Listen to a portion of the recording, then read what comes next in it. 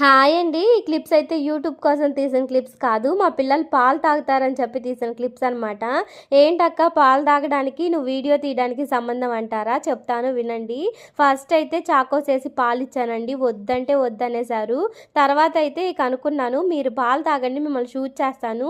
ఎవరైతే బుద్ధిగా తాగుతారో వాళ్ళకే వాళ్ళ మేడంకి అయితే ఈ వీడియో పంపిస్తాను, తాగని వాళ్ళకైతే.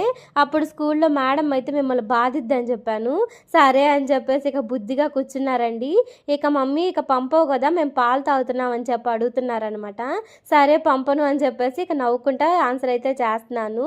తర్వాత అయితే హాయ్ చెప్తున్నారనమాట. మా పెద్దోడైతే వచ్చి హలో ఫ్రెండ్స్ మేము పాలు తాగుతున్నాం చాకోస్ వేసుకొని, మీరు తింటారా అని చెప్పి అడుగుతున్నారు. నేను వాయిస్ ఓవర్ ఇచ్చేటప్పుడు వింటా ఉంటారు కదా, ఇక వాళ్ళకి అలా అలవాటు అయిపోయింది. చాలాసేపు నవ్వుకున్నాము. ఇక మా బొడ్డోడు కూడా ఇక్కడ హాయ్ చెప్తున్నాడు అనమాట.